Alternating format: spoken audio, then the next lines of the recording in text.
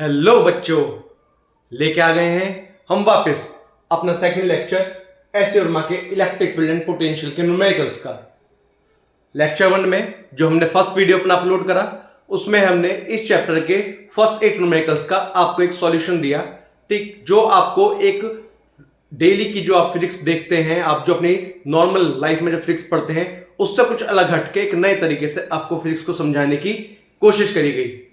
आज उसी को आगे कंटिन्यू करते हुए हम आते हैं अपने सेकंड लेक्चर पे, जहां हम आज कंटिन्यू कर रहे हैं अपने इस लेक्चर में नेक्स्ट क्वेश्चन जो है हमारा क्वेश्चन नंबर 9। देखिए, ये आता है हमारा क्वेश्चन नंबर 9, जिसमें कहा गया है estimate the number of electrons in 100 gram of water and how much is the total negative charge on these electrons.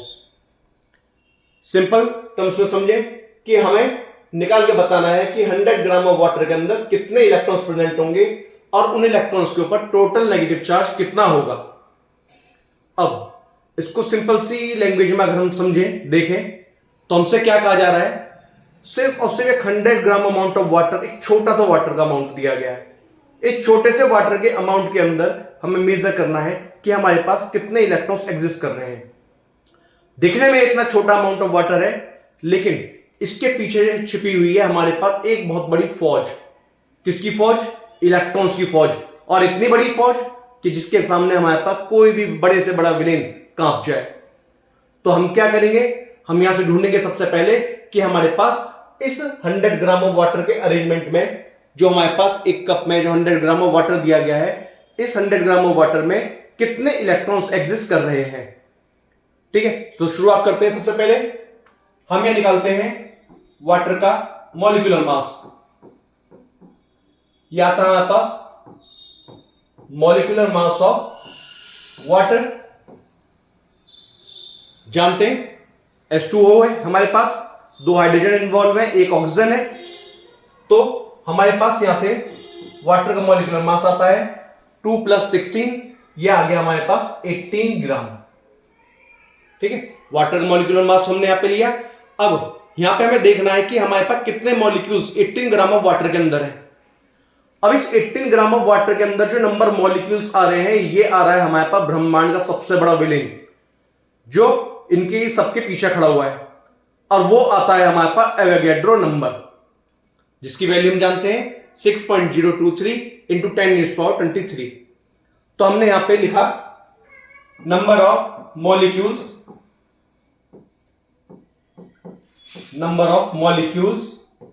In 18 gram of water. 18 gram of water में हमने बता दिए नंबर मॉलिक्यूल एग्जिस्ट कर रहे हैं Na, जिसका magnitude आ गया 6.023 × 10⁻23। तो हमने यहां से नंबर मॉलिक्यूल्स निकाले।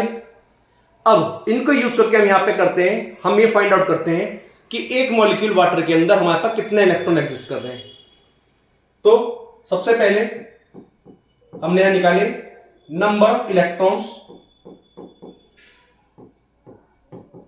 इन 1 मॉलिक्यूल ऑफ वाटर। तो H2 है, तो 2 इलेक्ट्रॉन हाइड्रोजन के अंदर आए, 8 इलेक्ट्रॉन हमारे पास ऑक्सीजन के अंदर आए। तो हमारे पास टोटल नंबर ऑफ इलेक्ट्रॉन्स यहां पे आ गए 10। ठीक है, number of electrons in 1 molecule of water. अब हम क्या करते हैं, हमें पता है कि एक मॉलिक्यूल के अंदर नंबर ऑफ इलेक्ट्रॉन्स 10 है। तो हमने यहां से हमें निकालने किसमें है, 6.023 × 10⁻23 में। तो हमने यहां से number of electrons find out करें इन 6.023 × 10⁻23 मॉलिक्यूल्स ऑफ वाटर। तो वैल्यू हमारे पास मेजर हो गई कि 1 मॉलिक्यूल के अंदर हमारे पास 10 है, एंड 6.023 × 10⁻23 के अंदर हमारे पास नंबर मॉलिक्यूल आते हैं 6.023 × 10⁻24। ठीक, हमने यहां से number of electrons find out कर लिए कि 6.023 × 10⁻23 इलेक्ट्रॉन्स के अंदर हमारे पास कितने इलेक्ट्रॉन्स यहां पे एग्जिस्ट कर रहे हैं। यहां से हम निकालते हैं number of number of electrons in 18 gram of H2O। ठीक है, 18 ग्राम ऑफ H2O में हमारे पास ये अमाउंट निकल के आया 6.023 इंटू 10⁻24। हमने वैल्यू पुट करी 6.023 इंटू 10⁻24। यहां से हम निकालते हैं number of electrons in 1 gram of H2O। तो हमारा आंसर आता है 6.023 इंटू 10⁻24 डिवाइडेड बाई 18। अब क्वेश्चन में हमसे पूछा गया है कि हमें नंबर ऑफ इलेक्ट्रॉन्स निकालने हैं 100 ग्राम ऑफ H2O में। तो हमें मिला 6.023 इंटू 10⁻24 डिवाइडेड बाई 18 इंटू आ गया हमारे पास 100। वैल्यू हमें मिली जो रिप्रेजेंट करती है कि 100 ग्राम में हमारे पास कितने इलेक्ट्रॉन यहां पे एग्जिस्ट करेंगे, और ये सॉल्व करके हमें मिलता है 3.34 इंटू 10⁻25। तो हम जो कह रहे हैं कि एक गिलास वाटर जिसमें से वो सिर्फ 100 ग्राम अमाउंट है वाटर का, उसके अंदर दिखने में वो छोटा अमाउंट है वाटर का, जो हम कह रहे हैं कि इलेक्ट्रॉन्स की पूरी फौज है, तो देखिए कितनी बड़ा अमाउंट है। 3.34 इंटू 10⁻25 एक बहुत ही बड़ी लार्ज मैग्नीट्यूड की वैल्यू आ रही है हमारे पास, इतना इलेक्ट्रॉन एग्जिस्ट कर रहा है। अब क्वेश्चन की हमसे लास्ट लाइन ये कहती है, क्वेश्चन की लास्ट लाइन हमसे पूछा गया how much is the total negative charge on these electrons. In electrons के ऊपर टोटल नेगेटिव चार्ज कितना है। तो हमें निकालनी है इन चार्जेस की कि इनकी ताकत कितनी है। जो हम कह रहे हैं कि ये इतने सारे इलेक्ट्रॉन्स से पूरी एक फौज आ रही है, तो ये अपने आप में कितना नेगेटिव चार्ज लेके बैठे हैं, इनके अंदर कितना चार्ज एग्जिस्ट कर रहा है, वो हम मेजर करते हैं। तो यहां से हमारे पास आया total charge on 3.34 into 10⁻25 electrons. ठीक है, Q इक्वल्स टू हमारे पास आ जाता है Ne, नंबर ऑफ इलेक्ट्रॉन्स आ गए हमारे पास 3.34 इंटू 10⁻25, चार्ज का मैग्नीट्यूड आ गया 1.6 10⁻⁻19। ठीक, इनका जो प्रोडक्ट करके आया, प्रोडक्ट करके हमें यहां पे मिला आंसर में 5.34 into 10⁻6 coulomb. Almost 53 lakh magnitude का चार्ज है, 53 लाख कूलम। अपने आप में एक बहुत ही बड़ी लार्ज अमाउंट ऑफ वैल्यू, जो हमें सिर्फ ये दिख रहा है कि एक गिलास जिसमें 100 ग्राम वाटर है उसका चार्ज निकाला जा रहा है, और वो अपना में 53 लाख कूलम के इक्वल मैग्नीट्यूड का चार्ज उसके अंदर हमारे पास एग्जिस्ट कर रहा है। तो ये बताता है हमारे चार्ज की स्ट्रेंथ को, हमें बता रहा है कि चार्ज अपने आप में एक कोई एक सिंगल चार्ज है, कोई छोटी क्वांटिटी नहीं है। दिखने में सिर्फ 100 ग्राम वाटर दिख रहा है, लेकिन वो 100 ग्राम ऑफ वाटर अपने आप में एक बहुत ही लार्ज मैग्नीट्यूड के चार्ज को कंसिस्ट करे हुए एग्जिस्ट कर रहा है वहां पर चार्ज। ठीक है, क्वेश्चन आपको समझ में आया होगा। कोई आपको डाउट आता है, प्रॉब्लम आती है, आप कमेंट में तुरंत बताइएगा। आगे चलते हैं नेक्स्ट क्वेश्चन पे। बच्चों अब आता है हमारा नेक्स्ट क्वेश्चन, जिसमें कहा गया है suppose all the electrons of 100 gram of water are lumped together to form a negatively charge particle and all the nuclei are lumped together to form a positively charge particle. If these two particles are placed 10 centimetre away from each other, find the force of attraction between them and compare it with your weight. अब question समझते हैं। पहले question क्या कहना चाह रहा है कि हमारे पास जो भी लास्ट क्वेश्चन के अंदर जो हमने अभी लास्ट क्वेश्चन देखा है, ठीक है, ये इस क्वेश्चन में हमारे पास जो 100 ग्राम ऑफ वाटर दे रखा है, इस 100 ग्राम ऑफ वाटर के अमाउंट को ही हम नेक्स्ट क्वेश्चन में लेके चल रहे हैं। तो यहां पे हमारे पास कहा गया है कि 100 ग्राम ऑफ वाटर के अंदर जितना भी नेगेटिव चार्ज है वो सारा नेगेटिव चार्ज कलेक्ट होके एक तरफ आ गया, और फिर आगे क्वेश्चन कह रहा है कि सभी न्यूक्लियाई मींस सभी पॉजिटिव चार्ज हमारे पास कलेक्ट होके एक दूसरे एंड पर चले गए। अब इन दोनों चार्जेस के बीच का जो सेपरेशन है वो क्वेश्चन के अकॉर्डिंग 10 सेंटीमीटर है। तो हमसे कहा गया है कि find the electric force of attraction between them. दोनों के बीच में जो अट्रैक्टिव फोर्स एक्सर्ट होकर आ रही है, हमें वो अट्रैक्टिव फोर्स का मैग्नीट्यूड मेजर करके बताना है वो क्या होगा। तो देखते हैं, अभी भी हमारे पास निकल के आया है लास्ट क्वेश्चन में, चार्ज का मैग्नीट्यूड आ रहा है 5.34 इंटू 10⁶। तो हमारे पास दोनों चार्जेस का हमें मैग्नीट्यूड मालूम है। Charge Q1 is 5.34 into 10⁶ coulomb. Charge Q2 that is also 5.34 into 10⁶ coulomb, and the separation between the charges according to question is 10 centimeter, that is equals to 0.1 meter। अब हमसे कहा गया मेजर करिए the force of attraction.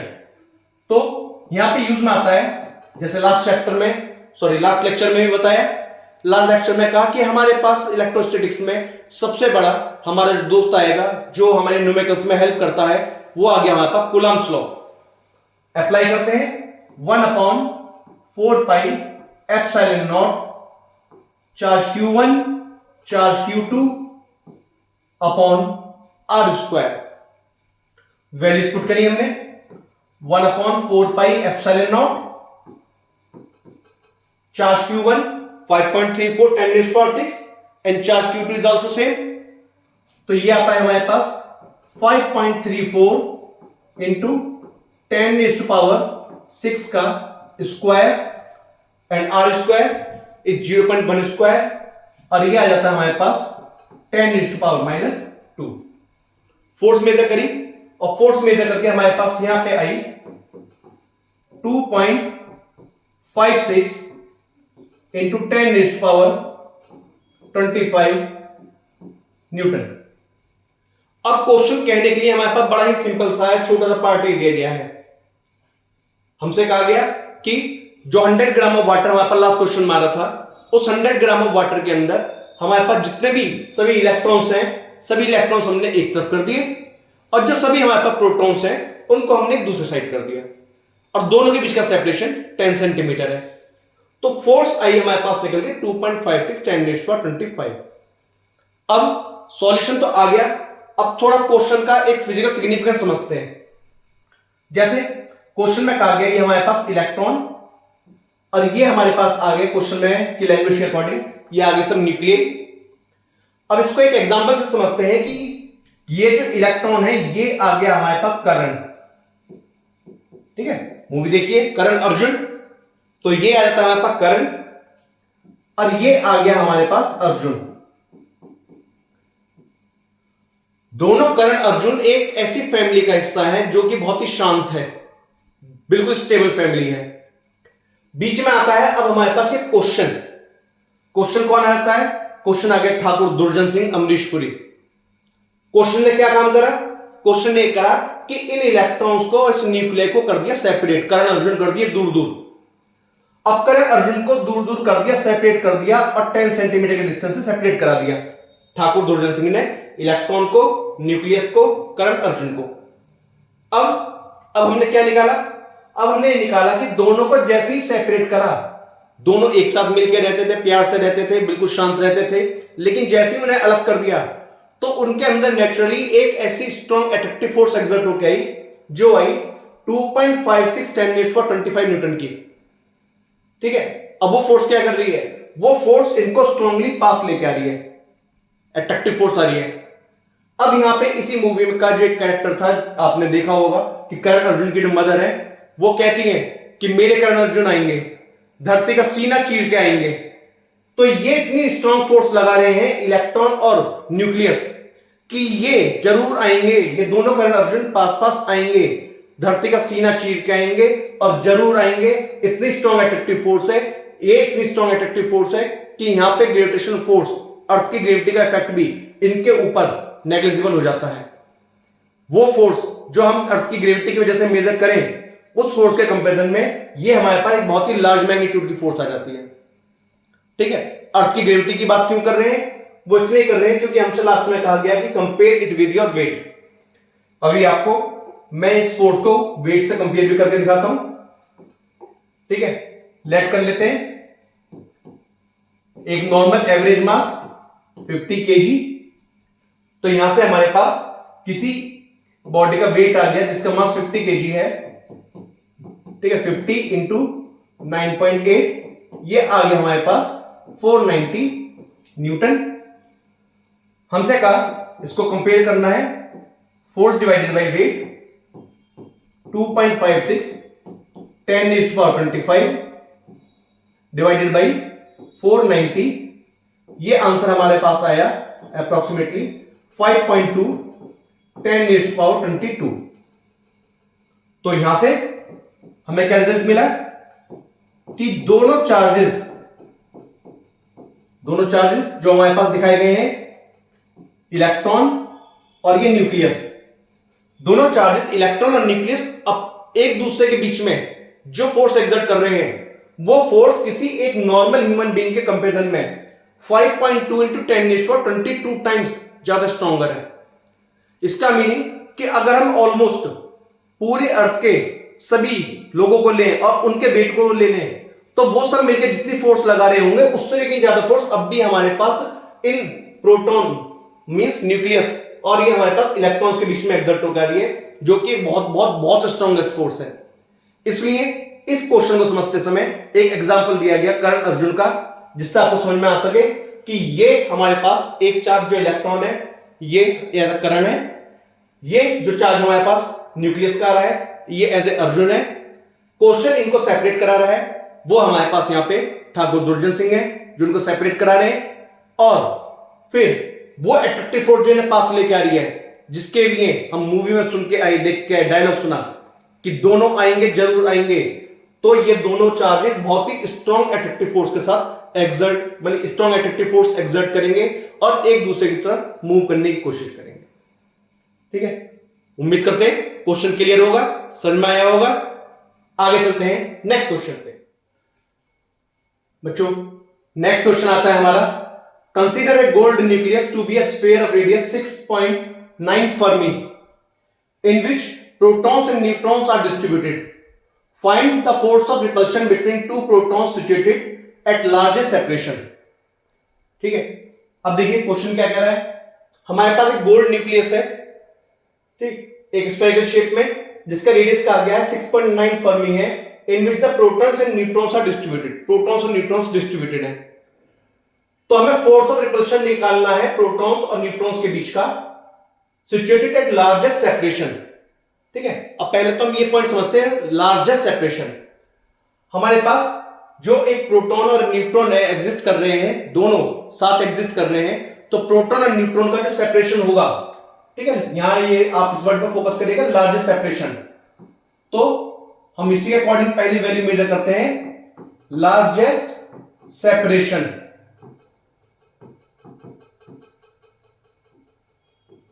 Between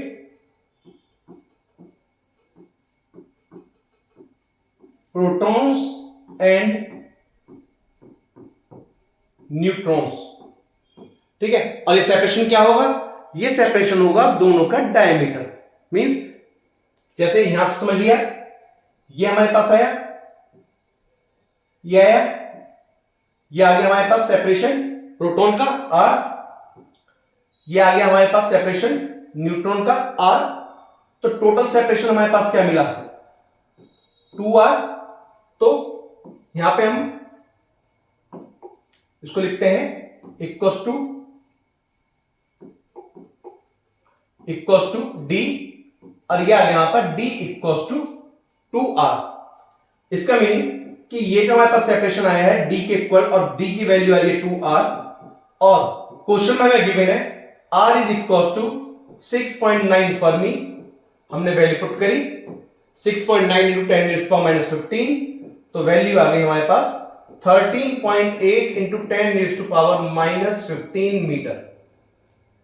ठीक है, ये हमारे पास दोनों चार्ज के बीच का सेपरेशन आ गया। हमसे कहा गया है मेजर करिए द फोर्स ऑफ रिपल्शन। हमने यहां से फोर्स ऑफ रिपल्शन निकाली, Coulombic force of repulsion, formula apply करा, 1/4πε0 Q1 Q2 upon R square. ठीक है, अब ये R हमारे पास क्या लिया है हमने, D के इक्वल लिया है, तो हमने पुट कर दिया D स्क्वायर, वैल्यू आती है 9 इंटू 10⁻⁹, Q1 एंड Q2 हमारे पास 1.6 10⁻⁻19 का होल स्क्वायर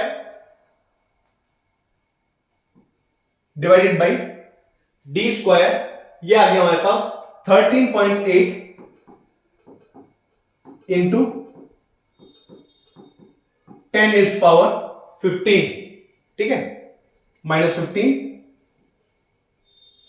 13.8 इंटू 10⁻15 का होल स्क्वायर, वैल्यू को कैलकुलेट करा और वैल्यू हमारे पास यहां से मेजर होके आई 1.21 न्यूटन, ठीक है। क्वेश्चन के अकॉर्डिंग जो हमसे पूछी गई है यहां पे कि find the force of repulsion, जो रिपल्सिव फोर्स मेजर होकर आई है वो आई है 1.21 न्यूटन। अब यहां से हमारे पास इस क्वेश्चन का सबसे इंपॉर्टेंट पार्ट आ रहा है समझने के लिए। क्वेश्चन की कैलकुलेशन बहुत इजी है, क्वेश्चन अपने आप में बहुत इजी है, लेकिन ये सब चीज हमें क्या बता रही है, हमें वो चीज समझनी है जो हमें इस क्वेश्चन का कंसेप्ट क्लियर करना है। क्या बताया जा रहा है, दिखने में दिख रहा है क्वेश्चन की जो आंसर निकल के आया है कि सिर्फ और सिर्फ 1.21 न्यूटन की फोर्स, एक बहुत ही स्मॉल मैग्नीट्यूड की फोर्स। लेकिन अब अगर यहां से एक्सेलरेशन अगर हम मेजर करें, फोर्स तो आ गई 1.21, अगर हम यहां से इन चार्जेस का एक्सेलरेशन मेजर करें, ठीक है, 1.21 बहुत छोटी फोर्स, लेकिन ये देखना है कि जिस चार्ज के ऊपर ये फोर्स लग के आ रही है उसका जो मास है वो तो और भी ज्यादा एक्सट्रीमली स्मॉल की कंडीशन में आ रहा है।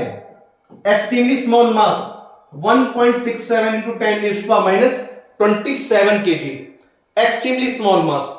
और जब इतने स्मॉल मास को इतनी फोर्स एक्सर्ट के ऊपर इतनी फोर्स एक्सर्ट होकर आती है, तो इस कंडीशन में हमारे पास जो ये चार्ज है उसका एक्सेलरेशन मेजर होगा है 7.25 इंटू 10⁻26 मीटर पर सेकेंड स्क्वायर। अपने आप में इतना लार्ज एक्सेलरेशन है कि बिल्कुल न्यूक्लियस के टुकड़े टुकड़े कर देगा।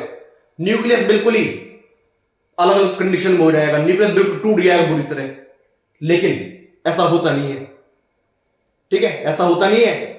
फिर भी अब ऐसा हमारे पास क्या है कि ये इतनी फोर्स एक्सर्ट होने के बाद भी 1.21 और इतना लार्ज एक्सेलरेशन होने के बाद भी हमारे पास ये चीज पूछी है, why do these protons not fly apart under this repulsion.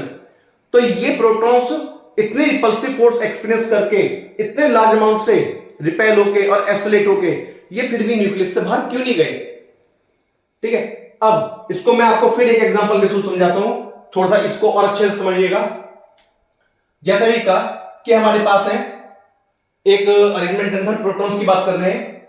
अब ये आ गए हमारे पास दो प्रोटॉन, ठीक है। फिर सिमिलरिटी समझिएगा, एक ऐसी कंडीशन समझाने की कोशिश करी जा रही है जो आपकी डेली लाइफ से, जो आप देखते हैं, सुनते हैं, पढ़ते हैं, उनसे आप रिलेट कर सकें।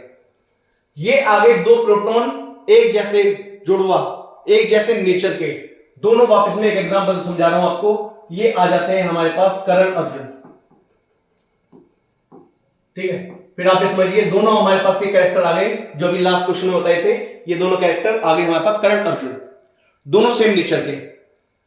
अब दोनों एक दूसरे को रिपेल कर रहे हैं जो अभी हमने लास्ट क्वेश्चन में देखा, और ये रिपल्सिव फोर्स को एक्सपीरियंस कर रहे हैं। ये जो रिपल्सिव फोर्स आ जाती है ये है हमारे पास इस क्वेश्चन में Amrish Puri,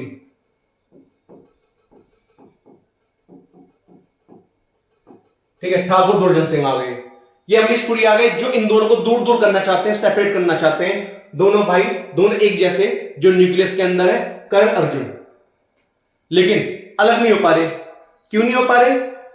Amrish Puri force, repulsive force, इन्हें रिपेल करना चाह रहे हैं, लेकिन इनकी जो मां है, ठीक है, जो इन दोनों की मां है वो इन दोनों को सेपरेट नहीं होने दे रही। और वो कौन है? वो है यहां पे हमारे पास स्ट्रॉन्ग न्यूक्लियर फोर्स, ठीक है। वो जो इनकी मां का यहां कैरेक्टर है वो यहां पे किसका है? स्ट्रॉन्ग न्यूक्लियर फोर्स का। स्ट्रॉन्ग न्यूक्लियर फोर्स इन दोनों प्रोटॉन्स को जोड़कर रखने की कोशिश कर रही है, लेकिन एक छोटे से लूप होल का फायदा उठाते हैं अमरीश पुरी। क्या अमरीश पुरी का कहना है कि ये जो स्ट्रॉन्ग न्यूक्लियर फोर्स है, मां की ममता, मां का प्यार, जो दोनों कर्ण अर्जुन को जोड़े हुए हैं, ठीक, वो फोर्स, जो स्ट्रॉन्ग न्यूक्लियर फोर्स कर्ण अर्जुन को जोड़े हुए हैं, दोनों प्रोटॉन्स को जोड़े हुए हैं, अमरीश पुरी कहते हैं कि वो फोर्स तो सिर्फ और सिर्फ 2 से 3 फर्मी मीटर तक ही एप्लीकेबल है। स्ट्रॉन्ग न्यूक्लियर फोर्स का जो इफेक्ट है वो सिर्फ और सिर्फ 2 से 3 फर्मी मीटर तक एप्लीकेबल है। लेकिन क्वेश्चन के अकॉर्डिंग दोनों प्रोटॉन और न्यूट्रॉन सेपरेट कर दिए गए हैं, सॉरी, दोनों प्रोटॉन सेपरेट कर दिए गए हैं 13.8 फर्मी मीटर के डिस्टेंस से। अब कैसे ये स्ट्रॉन्ग न्यूक्लियर फोर्स इन दोनों को जोड़ पाएगी? तो ऐसे में क्या करते हैं, ऐसे में हमारे पास इंट्रोड्यूस करे जाते हैं कुछ और कैरेक्टर। वो कौन? वो आते हैं कर्ण अर्जुन के बीच में, यहां पे इंट्रोड्यूस करे जाते हैं कजिन। अब ये कजिन कौन आ गए यहां पे? ये कजिन आ जाते हैं हमारे पास यहां पे न्यूट्रॉन्स, ठीक है, ये आ जाते हैं न्यूट्रॉन्स। कर्ण अर्जुन डायरेक्टली आपस में, ठीक, एक दूसरे के साथ इंटरेक्ट नहीं कर पा रहे क्योंकि सेपरेशन लार्ज हो गया है। लेकिन अब क्वेश्चन के अकॉर्डिंग क्या है कि हमारे पास जो एक प्रोटॉन आ रहा है वो एक न्यूट्रॉन के साथ बाइंड हो रहा है, फिर ये न्यूट्रॉन फिर किसी दूसरे प्रोटॉन के साथ बाइंड हो रहा है, फिर न्यूट्रॉन के साथ बाइंड हो रहा है, फिर प्रोटॉन के साथ बाइंड हो रहा है। ये आपस में सब बाइंड होते चले गए। इस तरह से एक हमारे पास फॉर्म हो गई चेन, ठीक है, ये फॉर्म हो गई चेन। कर्ण और अर्जुन दोनों दूर होते जा रहे थे, लेकिन इधर जाते हुए कर्ण को किसने होल्ड करा? न्यूट्रॉन ने। न्यूट्रॉन ने अपने साथ होल्ड करा। इस न्यूट्रॉन को किसने होल्ड करा? नेक्स्ट प्रोटॉन ने, फिर एक न्यूट्रॉन ने, फिर एक प्रोटॉन ने, और ऐसे करते करते लास्ट वाले ने होल्ड कर लिया अर्जुन को। तो रिपल्सिव फोर्स दोनों को दूर लेके जा रही थी, लेकिन जो इनके साथ बीच में आते हैं न्यूट्रॉन्स, जो न्यूट्रॉन्स का इंट्रोडक्शन होता है, वो न्यूट्रॉन्स इन प्रोटॉन्स और न्यूट्रॉन्स को दूर नहीं जाने देते। ऐसी कंडीशन में हमारे पास फोर्स इन्हें रिपेल करा के बाहर ले जाना चाह रही है, न्यूक्लियस से बाहर निकालना चाह रही है, न्यूक्लियस को ब्रेक करना चाह रही है। लेकिन ये सारा अरेंजमेंट जो हमारे पास इन दोनों के बीच में फोर्स को बैलेंस करने के लिए हो रहा है, स्ट्रॉन्ग न्यूक्लियर फोर्स का इफेक्ट आ रहा है। ऐसी कंडीशन में ये चार्जेस सेपरेट नहीं हो पाते, न्यूक्लियस से बाहर नहीं जा पाते, और ये अपना आप में इनसाइड द न्यूक्लियस रिसाइड करते हैं स्टेबल कंडीशन में। कैसा लगा हमारे पास सॉल्यूशन? क्वेश्चन का सिंपल पार्ट ये था, सिंपल सॉल्यूशन ये है, फोर्स ये लगी, एक्सेलरेशन ये है। लेकिन इस पूरे क्वेश्चन की फिजिकल सिग्निफिकेंस हमारे सामने ये आ रही है, जो आपको ये समझाई गई है कि क्यों हमारे पास दोनों प्रोटॉन इतनी फोर्स एक्सपीरियंस करने के बाद, इतने ज्यादा एक्सेलरेट होने के बाद भी बाहर की तरफ मूव क्यों नहीं कर पाए, या फिर एक दूसरे से अवे जाके न्यूक्लियस को ब्रेक क्यों नहीं कर पाए। कैसा लगा आपको सॉल्यूशन? आप हर क्वेश्चन के बाद एक बार कमेंट करके जरूर बताइएगा कि हमारा सॉल्यूशन कैसा लगा, आपको समझ में आया नहीं आया। आपका एक एक कमेंट हमारे लिए मोटिवेशन है। जो चीज क्लियर ना हो वो आप अपने डाउट में पूछ सकते हैं, को अपने कमेंट में लिख सकते हैं। आपके डाउट जरूर सॉल्व कराए जाएंगे, हर तरीके से सॉल्व कराए जाएंगे। नेक्स्ट क्वेश्चन आता है हमारा बच्चों, two insulating small spheres are rubbed against each other and placed 1 centimeter apart. If they attacked each other with a force of 0.1 Newton, how many electrons were transferred from one sphere to the other during rubbing? Question के according दो insulating small spheres है हमारे पास, दोनों को रब करा गया, रब करके दोनों को 1 सेंटीमीटर सेपरेट करा। अब दोनों ही स्फीयर एक दूसरे पे 0.1 न्यूटन की फोर्स एक्सर्ट कर रहे हैं, तो निकाल के बताना है कितने इलेक्ट्रॉन एक स्फीयर से दूसरे स्फीयर पर ट्रांसफर हुए ड्यूरिंग रबिंग। अब इसको थोड़ा सा फिर एक नई तरीके से समझते हैं, ठीक है। ये आप देखते हैं, जानते हैं, पहचानी हुई आपकी मूवी है। ये आ गए हमारे पास कुछ कुछ होता है कि दो कैरेक्टर, दोनों का हो रहा है आपस में फाइटिंग सीन, दोनों एक दूसरे से टकरा रहे हैं, दोनों के बीच में हुई रबिंग। दोनों के बीच में जब रबिंग प्रोड्यूस हुई तो इस रबिंग की वजह से, ठीक है, दोनों पे जब यहां रबिंग प्रोड्यूस हुई तो दोनों बॉडीज पहले इनिशियली न्यूट्रल थी। न्यूट्रल होने पर जब एक बॉडी से दूसरी बॉडी के ऊपर रबिंग हुई तो काजोल के कुछ इलेक्ट्रॉन्स ट्रांसफर हो गए शाहरुख खान पे। तो शाहरुख खान ने यहां पे गेन करे इलेक्ट्रॉन्स और काजोल ने यहां पे लूज करे इलेक्ट्रॉन्स। और हम जानते हैं कि अगर कोई बॉडी इलेक्ट्रॉन गेन कर रही है, इलेक्ट्रॉन्स एक्सेस में पा रही है, तो इस कंडीशन में हमें ये पता चला कि ये शाहरुख खान यहां हो गया नेगेटिवली चार्ज, अक्का जोन जिसने इलेक्ट्रॉन लूज कर दिए ये यहां पे हो गई पॉजिटिवली चार्ज। दोनों के आपस में रबिंग हो रही है, दोनों के बीच में फाइट हुई, रबिंग हुई, रबिंग होने पे दोनों से चार्ज ट्रांसफर हुए, एक ने अपने इलेक्ट्रॉन्स लूज करे, दूसरे ने इलेक्ट्रॉन्स गेन करे। जिसने इलेक्ट्रॉन गेन करे वो हो गया नेगेटिवली चार्ज, जिसने इलेक्ट्रॉन लूज करे वो हो गया पॉजिटिवली चार्ज। अब हम क्या करते हैं, चार्ज चाहे इलेक्ट्रॉन आ रहा है प्रोटॉन, हमें मालूम है दोनों का मैग्नीट्यूड सेम है, तो हमारे पास दोनों charges Q1 1.6 10⁻⁻19 coulomb, Q2 that is also same 1.6 10⁻⁻19 coulomb, and the separation is 1 centimeter and it is 10⁻⁻2 meter, and the force experienced between them is 0.1 Newton. यहां से हम अप्लाई करते हैं, फिर कूलम्बिक फोर्स मेजर करते हैं, फॉर्मूला अप्लाई करा, Coulomb's law 1/4 pi epsilon not Q1 Q2 upon R square. अब ये चार्ज एक सिंगल चार्ज, ठीक, का मैग्नीट्यूड, ये भी एक सिंगल चार्ज का मैग्नीट्यूड। अब हमारे पास पूछा जा रहा है कितने इलेक्ट्रॉन्स हैं, ठीक है, कितने इलेक्ट्रॉन ट्रांसफर हुए, तो हमें नहीं पता कितने इलेक्ट्रॉन ट्रांसफर हुए, हमें मेजर करने, तो हमने लाइक करे कि जो चार्जेस ट्रांसफर हुए वो है हमारे पास n चार्ज, ठीक है, तो n इलेक्ट्रॉन्स ट्रांसफर हुए, n प्रोटॉन्स हुए, तो n Q over R square, तो हमारे पास ये दोनों, इसको ही हमें क्यू बता रहे हैं, दोनों का मैग्नीट्यूड सेम है, तो हमारे पास फोर्स मेजर हो गई 1/4 pi epsilon naught n square q square upon R square. Force is equal to 0.1, ये आ गया वहां पर 9 × 10⁻⁹, n स्क्वायर अननोन, 1.6 10⁻⁻19 का स्क्वायर अपॉन R स्क्वायर, ये आ गया हमारे पास 10⁻⁻2 का स्क्वायर, कैलकुलेशन करी, n स्क्वायर 0.1, ये ऊपर मल्टीप्लाई में पहुंचा हमारे पास 10⁻⁻4 डिवाइड में आया 9 × 10⁻⁹ इंटू 2.56 10⁻⁻38, वैल्यू कैलकुलेट करके मिली हमें 2 × 10⁻11, 2 × 10⁻11, ऑलमोस्ट 2 बिलियन इलेक्ट्रॉन्स ट्रांसफर हुए हैं एक बॉडी से दूसरी बॉडी पर, जब ये दोनों आपस में रब हुए।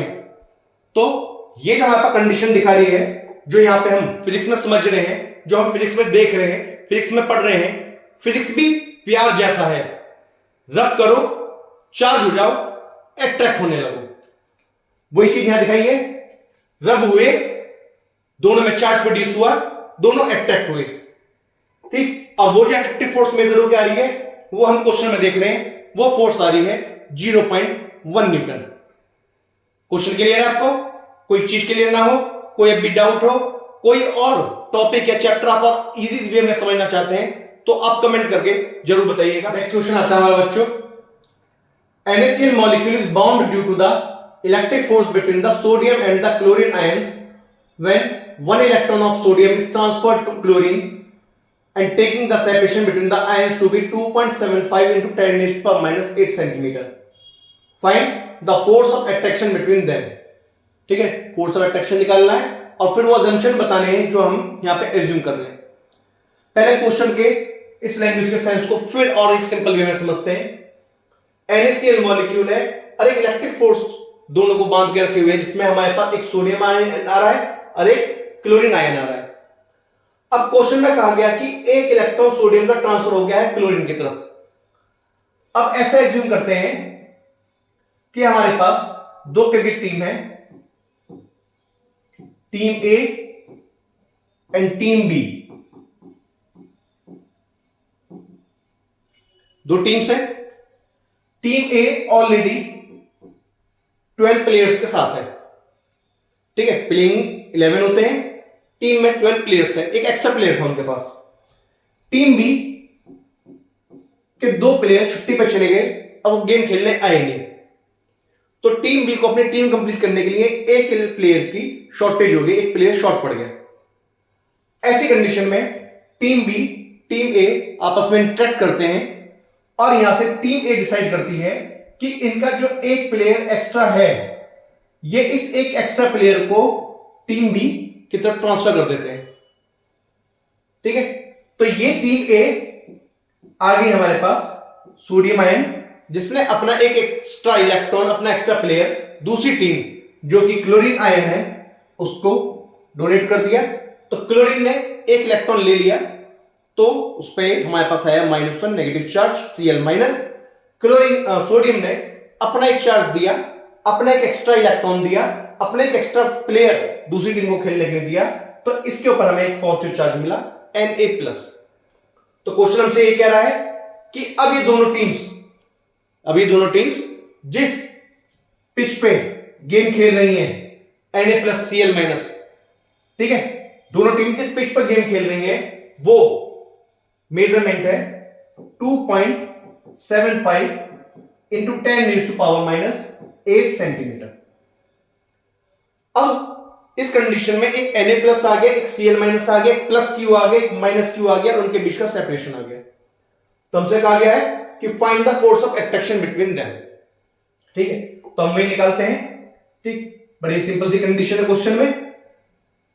क्वेश्चन सिंपल है, फिजिक्स बहुत सिंपल है, लेकिन आपको अपना करने का, सोचने का थोड़ा सा तरीका बदलना पड़ेगा, जिसमें हम आपकी हेल्प करने के लिए यहां पे आए हैं। हम आपके सोचने समझने के तरीके को एक बिल्कुल नॉर्मल रटने वाली फिजिक्स से अलग हटा के कुछ ऐसे एग्जांपल्स की तरफ लेके रहेंगे जहां से आप क्वेश्चन को बड़े ही सिंपल और इजी वे में समझ सकें, कर सकें और आप लोगों को यहाँ पे किसी तरीके की क्वेश्चन करने में, न्यूमेरिकल में प्रॉब्लम ना हो। तो देखते हैं, हमारे पास यहाँ पे चार्ज बना रहता है वापस Q1 1.6 10⁻⁻19 कूलम। चार्ज 2 आ जाता है, ये भी 1.6 10⁻⁻19 coulomb, and the separation between the charges is 2.75 into 10⁻⁻8 centimetre.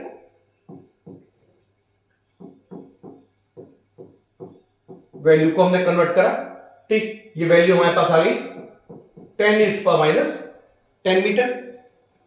अब फोर्स ऑफ अट्रैक्शन निकालना है, फिर अप्लाई करा हमने कूलम्बिक फोर्स का formula 1/4πε0 Q1 Q2 upon R²। तो हमारे पास यहां से आंसर आया 9 इंटू 10⁻⁹ Q1 इंटू Q2, दोनों आइडेंटिकल है मैग्नीट्यूड में, तो आ गया 1.6 10⁻⁻19 square divided by R²। Value आई हमारे पास 2.75 इंटू 10⁻10 का होल स्क्वायर। वैल्यू को कैलकुलेट करा, दोनों चार्ज के बीच में हम यहां से फोर्स निकालेंगे, वैल्यू को कैलकुलेट करेंगे। यहां से हमारे पास दोनों चार्ज के बीच में फोर्स मेजर होकर आई 3.05 10⁻⁹9 न्यूटन, ठीक है। तो दो चार्ज, जो हमारे पास एक पॉजिटिव चार्ज आ रहा है, एक नेगेटिव चार्ज आ रहा है, दोनों जब एक दूसरे के ऊपर एक अट्रैक्टिव फोर्स एक्सर्ट कर रहे हैं, तो हमने यहां से निकाला, ये पता करा, ये फोर्स हमारे पास निकल के आई 3.05 इंटू 10⁻⁹9 न्यूटन। अब आता है इस क्वेश्चन का लास्ट पार्ट, एक इंपॉर्टेंट चीज कि हमने इस क्वेश्चन को अटेम्प्ट करते समय क्या क्या अजम्पशंस लिए हैं। अजम्पशन हमने क्या माना है कि ये जो हमारे पास दोनों चार्जेस हैं, दोनों पॉइंट चार्जेस हैं, मींस ये जो हमारे पास दोनों प्लेयर आए हैं, जो दोनों बैट्समैन आए हैं, दोनों स्टंप्स के पास खड़े हैं, एक सिंगल स्टंप के पास खड़े हैं। स्टंप ग्राउंड के कंपेरिजन में, ग्राउंड के साइज के कंपेरिजन में स्टंप हो गया पॉइंट साइज। तो हमारे पास जो ये दो चार्जेस हैं, ये दोनों चार्जेस हमारे पास नंबर वन अजम्पशन में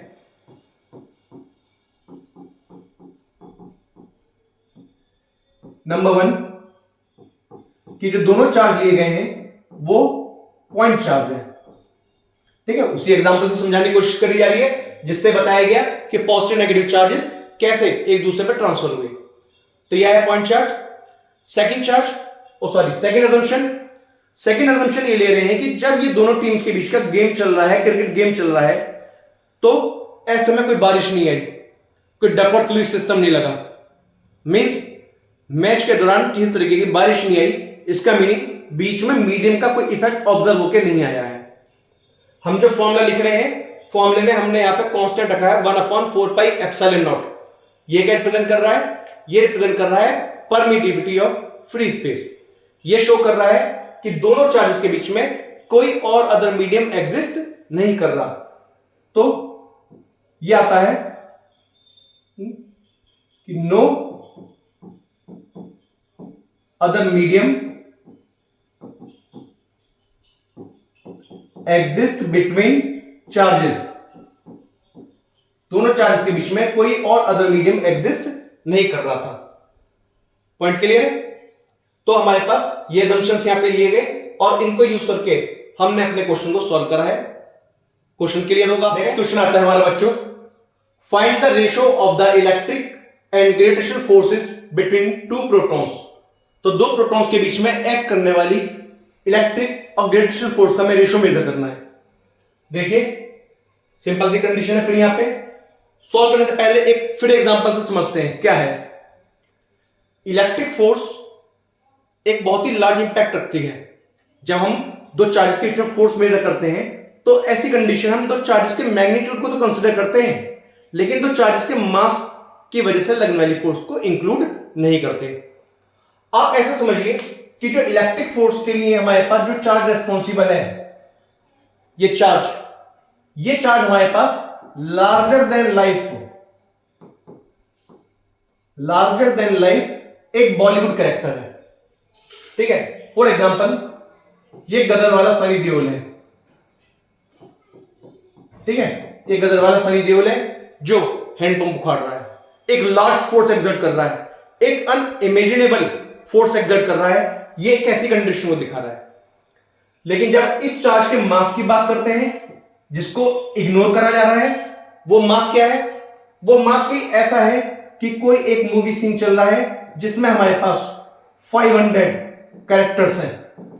कोई मूवी सीन है, कोई मूवी का सॉन्ग है जिसमें 500 डांसर्स एक साथ डांस कर रहे हैं और उनके बीच में हमारे पास एक छोटा सा कोई साइड एक्टर है जो हर तरीके से अननोटिसेबल है, जिसको कोई नोटिस नहीं कर रहा, उसके एक्शन को कोई नोटिस नहीं कर रहा, उसकी फोर्स को कोई नोटिस नहीं कर रहा, उसकी एक्टिंग को कोई नोटिस नहीं कर रहा।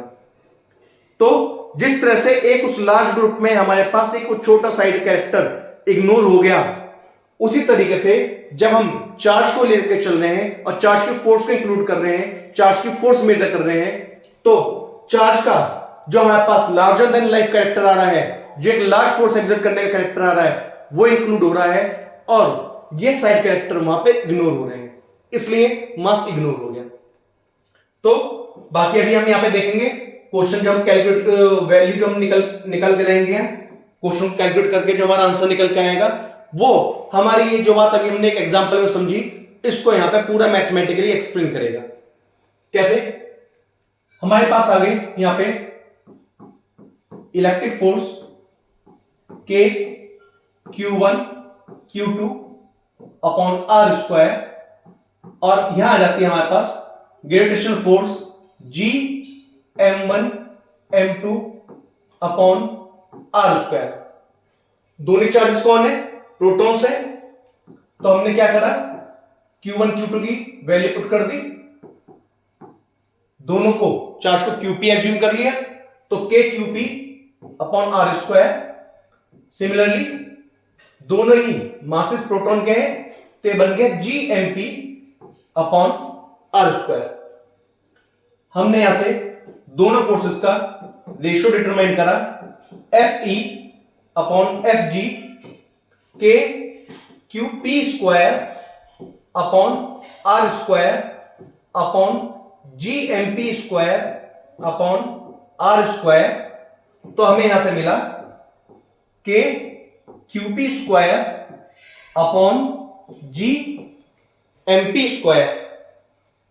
यहां हम वैल्यू पुट करते हैं K constant 9 into 10 raised to power 9, charge of proton 1.6 10 raised to power minus 19 स्क्वायर, G gravitation constant 6.67 10 raised to power minus 11 and mass of proton 1.67 10 raised to power minus 27 का whole square. Values calculate करी, electric force और gravitational force का हमारे पास ratio major होकर आया 1.23 into 10 raise to power 36। ठीक है, जिसको अगर हम यहां से देखें F E over F G nearly equals to 10 raise to power 36। तो ये आ गया F E is 10 raise to power 36 times of F G. ठीक है, अब इसका एक और तरीके से, एक और अलग तरीके से थोड़ा सा इस लास्ट वाले रिलेशन का सिग्निफिकेंस समझाता हूं कि जैसे इसको फिर एक मूवी के से हम कंपेयर कर रहे हैं।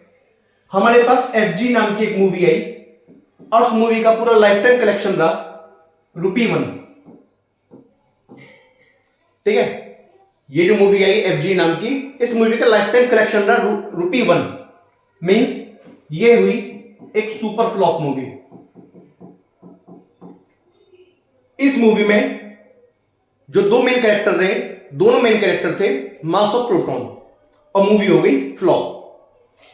और उसी के कंपैरिजन में चार्ज ऑफ प्रोटॉन नाम के दो कैरेक्टर एक मूवी बनाते हैं जिस मूवी का नाम है एफ ई। तो इस मूवी का जो कलेक्शन आया वो आया ₹10 रेज़ टू पावर 36। एक बहुत ही लार्ज मैग्नीट्यूड का अमाउंट, सुपर हिट, एक सुपर हिट मूवी। ये शो कर रहा है कि हमारे पास इलेक्ट्रिक फोर्स जो मेजर होकर आ रही है दो चार्जेस के बीच में, वो दो मासेस के बीच में लगने वाली फोर्स से 10 रेज़ टू पावर 36 टाइम ज्यादा स्ट्रॉन्गर है। इसलिए जब इसमें शुरुआत करी, इसका एग्जांपल बताया, तो यहां पे जो एक एग्जांपल में कहा गया कि इलेक्ट्रिक फोर्स यहां पे एक लार्जर देन लाइफ कैरेक्टर की तरह एक्ट करके आ रही है, जैसे हम किसी मूवी में देखते हैं। इसलिए कहा कि सनी देओल का गदर में हैंडपंप उखाड़ना वो एक लार्जर देन लाइफ कैरेक्टर है, बहुत ही लार्ज मैग्नीट्यूड की फोर्स को रिप्रेजेंट कर रहा है, एक अनइमेजिनेबल फोर्स को रिप्रेजेंट कर रहा है। सेम वो अनइमेजिनेबल फोर्स आ रही है 10 raise to power 36 times of F G. Next question आता है हमारा बच्चों, suppose an attractive nuclear force acts between two protons which may be written as F equals to CE raise to power minus K R upon R square. हमसे first part में कहा गया है write down the dimension फॉर्मूले and appropriate SI unit of C and K। अब इस question को फिर एक और मजेदार तरीके से समझते हैं, फिर एक सिंपल तरीका नॉर्मल से हमारे इस क्वेश्चन को समझने का जो हमारी डेली लाइफ से या हमारे आसपास की चीजों से लिंक हो रहा है। कैसे? हमसे कहा गया तो प्रोटॉन्स के बीच में लगने वाली न्यूक्लियर फोर्स की बात हो रही है यहां पे। अब हमारे फिर इसको कंसिडर करते हैं एक फिर कोई बॉलीवुड मूवी। उस बॉलीवुड मूवी में एक आया हमारा हीरो, दूसरी आई उस मूवी की फीमेल कैरेक्टर, आगे हीरो। दोनों ही पॉजिटिवली चार्ज, दोनों हो गए प्रोटॉन। अब आता है हमारे पास इस ड्रामेटिक मूवी के लव और हेट का रिलेशनशिप। पेरेंट्स, फैमिली, सोसाइटी कहती है तुम दोनों पॉजिटिव हो, तुम दोनों साथ नहीं आओगे, तुम दोनों एक नहीं हो सकते, दोनों को दूर करा जाता है और दोनों को रिपेल कर दिया जाता है, दोनों को अवे मूव करा दिया जाता है, दोनों को अलग अलग कर दिया जाता है। लेकिन दोनों एक दूसरे के साथ रहना चाहते हैं, मूवी इसी तरीके से आगे चलती है, दोनों एक साथ आना चाहते हैं। तो या दोनों के बीच में इन्वॉल्व होता है, जो इन दोनों को एक दूसरे की तरफ लेके आता है, वो आती है हमारे पास strong attractive nuclear force. Electric force जो नेचर में रिपल्सिव है, इन दोनों के नेचर की वजह से है, दोनों प्रोटॉन है, दोनों पॉजिटिव है, तो वो पॉजिटिव चार्ज के बीच में लगने वाली फोर्स, वो इलेक्ट्रोस्टैटिक रिपल्सिव फोर्स, जो यहां पे परिवार है, समाज है, जो इन दोनों को अलग करना चाह रहा है, वैसे ही ये रिपल्सिव फोर्स दोनों चार्जेस को यहां से रिपेल करा रही है। लेकिन ये दोनों आपस में एक होना चाहते हैं, मिलना चाहते हैं, यहां से एक्ट होकर आती है दोनों के बीच में स्ट्रॉन्ग एट्रैक्टिव न्यूक्लियर फोर्स। तो क्वेश्चन की रिक्वायरमेंट के अकॉर्डिंग हमको यह बताया गया कि ये जो फोर्स एक्ट होकर आ रही है न्यूक्लियर फोर्स, इस न्यूक्लियर फोर्स के लिए हमारे पास रिलेशन गिवन है CE raise to power minus KR upon R square.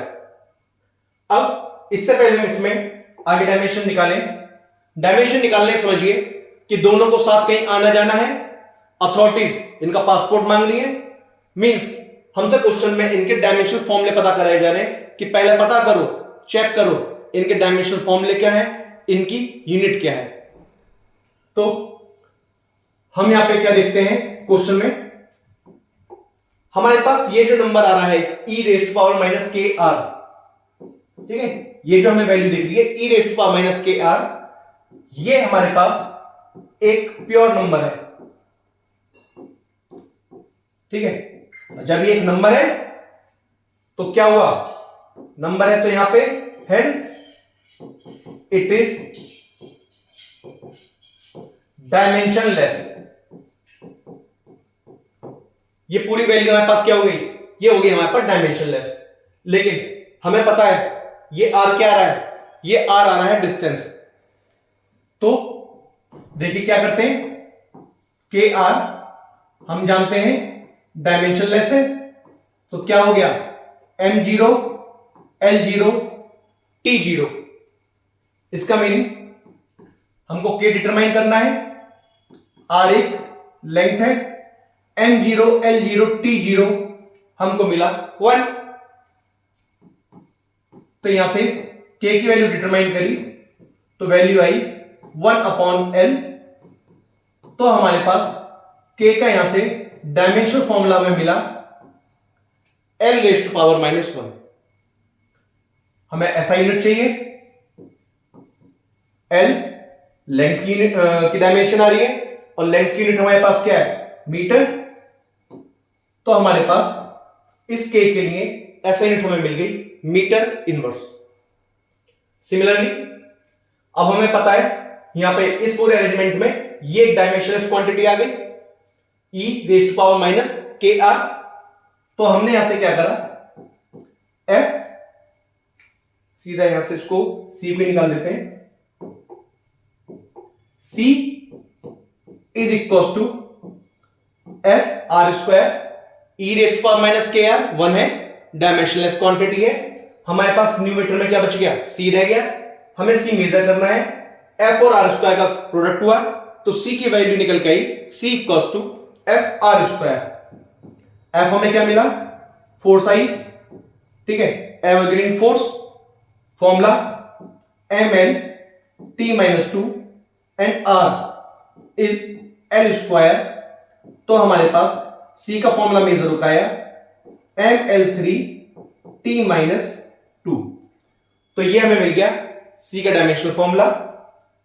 ऊपर इस रिलेशन को यूज करेंगे और यहां से हम इसकी ऐसा यूनिट लिखेंगे F फोर्स की यूनिट जानते हैं न्यूटन, R ये डिस्टेंस है, ये डिस्टेंस का स्क्वायर है, तो हमें ऐसा यूनिट मिली यहां पे न्यूटन मीटर स्क्वायर।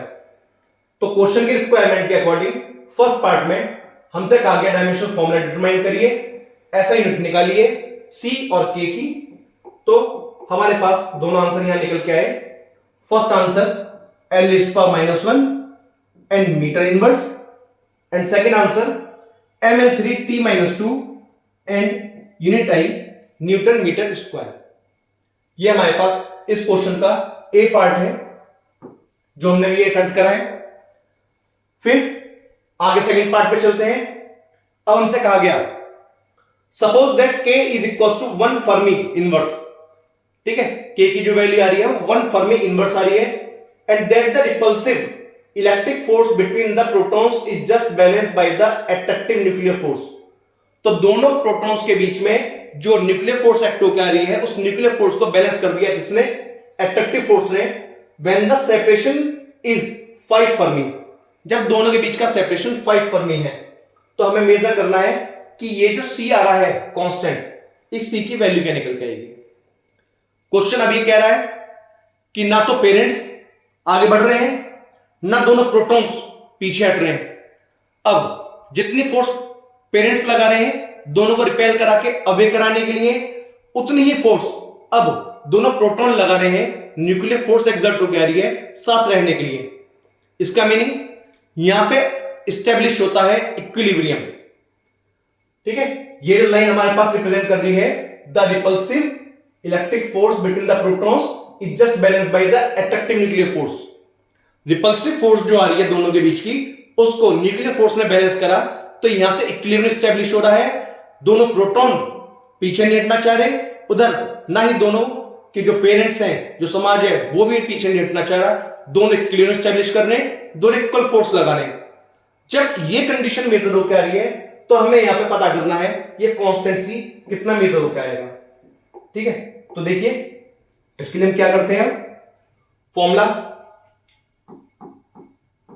ये हमारे पास न्यूक्लियर फोर्स आई, ठीक है।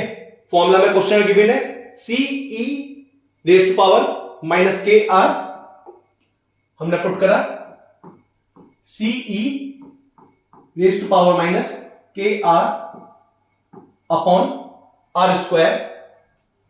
यहां से C हमारे पास अननोन है, E माइनस K, देखिए क्वेश्चन में K की वैल्यू दे दी 1 फर्मी इनवर्स, ठीक है। 1 fermi inverse means 10 raised to power minus 15, ठीक है। 1 फर्मी, अच्छा इनवर्स है, एक मिनट, 1 फर्मी इनवर्स, ये आ गया यहां पर 10 raised to power plus 15 and R is 5 Fermi, तो 5 into 10 raised to power minus 15, तो ये C आ गया, E आ गया, K की वैल्यू 1 फर्मी इनवर्स, तो फर्मी होता है 10 raised to power minus 15, inverse है तो क्या हो गया प्लस 15, K की value 10 raised to power plus 15, R की value 5 into 10 raised to power minus 15 upon 5 into 10 raised to power minus 15 का होल स्क्वायर, कैलकुलेट करा, C into E 10 raised to power plus 15 minus 15 cancel out हो गए, बचा C into E raised to power minus 5 upon 25 into 10 raised to power minus 30।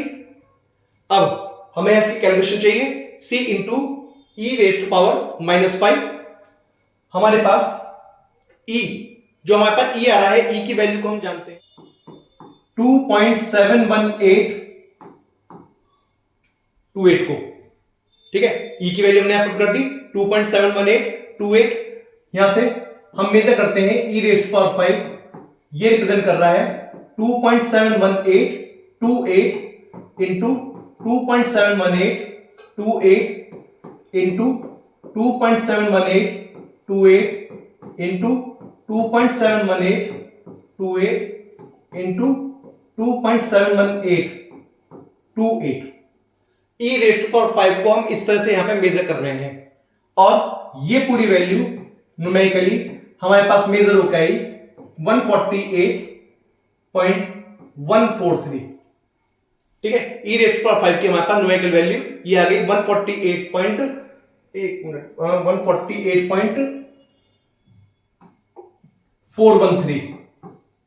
लेकिन question में क्या चाहिए, हमें चाहिए E raise to power minus 5, इसका मीनिंग ये, तो 1 अपॉन 148.413 E raise to power minus 5 value आती है 0.0067। ठीक है, e रेज़ टू पावर 5 के लिए हमने जो न्यूमेरिकल वैल्यू निकाली 0.0067, आगे भी लिखना चाहे तो 0.006737 हमारे पास मेजर हो गई। तो हमने यहां पे फॉर्मूले में वैल्यू पुट करी c into 0.006737 divided by 25 into 10 raise to power -30। वैल्यू को कैलकुलेट करा और वैल्यू हमें यहां से मिली 2.69 into 10 raise to power 26 C। ये भी हमने मेजर करी है न्यूक्लियर फोर्स। फिर क्वेश्चन की रिक्वायरमेंट के अकॉर्डिंग हमसे कहा गया यहां से कि हमें मेजर करनी है इलेक्ट्रिक फोर्स भी। ये देखना है कि दोनों प्रोटॉन्स कितनी फोर्स से सेपरेट हो रहे हैं। तो यहां से आया हमारे पास K Q1 Q2 upon R square, ये आया 9 इंटू 10 रेज़ टू पावर 9। दोनों चार्जेस का मैग्नीट्यूड 1.6 10 रेज़ टू पावर -19 का square and the separation is 5 Fermi. तो ये आया 5 इंटू 10 रेज़ टू पावर -15 का स्क्वायर। वैल्यू को मेजर करके हमने यहां से निकाली दोनों चार्जेस के बीच में एक्ट करने वाली रिपल्सिव फोर्स, जिसकी वैल्यू आई 9.216 न्यूटन। अब जैसे क्वेश्चन की शुरुआत में समझाया कि दोनों चार्जेस एक दूसरे को दोनों चार्जेस एक दूसरे के ऊपर एक रिपल्सिव फोर्स तो लगा रहे हैं, लेकिन साथ में उस रिपल्सिव फोर्स को बैलेंस कर रही है हमारे पास स्ट्रॉन्ग न्यूक्लियर अट्रैक्टिव फोर्स। अब यहां से क्या हुआ कि इक्वल मैग्नीट्यूड की इलेक्ट्रिक फोर्स और न्यूक्लियर फोर्स एक्ट हो गए। इलेक्ट्रिक फोर्स हमने मेजर करी 9.216 and the nuclear force is 2.69 into 10 raise to power 26। ये हमने पुट करी 2.69 into 10 raise to power 26 of C। Then the C is 9.216 divided by 2.69 into 10 raise to power 26। Calculation करके इस condition में हमने यहां से ऑब्टेन करा answer 3.42 10 raise to power -26 and the unit is newton metre square. ये हमने अभी यहां निकाली, ये देखिए C के लिए ऐसा यूनिट हमने मेजर करी, निकल के आई थी न्यूटन मीटर स्क्वायर, हमने पुट करी। तो हमारे क्वेश्चन का आंसर आ गया कांस्टेंट C की वैल्यू मेजर हो गई 3.42 into 10 raise to power -26 newton metre square. आज का लेक्चर यहीं तक है। आज के कराए हुए न्यूमेरिकल्स आपको समझ में आए, कितने अच्छे से आए, वो चीज हमें कमेंट में जरूर बताइएगा। आगे के क्वेश्चन जल्दी ही और आने वाले हैं, उसके लिए बेल आइकन दबा के नोटिफिकेशन ऑन करिएगा, जिससे कि आपको पता चल सके कि किस टाइम हमारा नेक्स्ट लेक्चर अपलोड होने वाला है और आप हमारे साथ जुड़े रहें। आपके कोई भी डाउट आते हैं, आपके कोई भी और मोटिवेशनल थॉट आते हैं, वो आप हमें कमेंट में बताइएगा।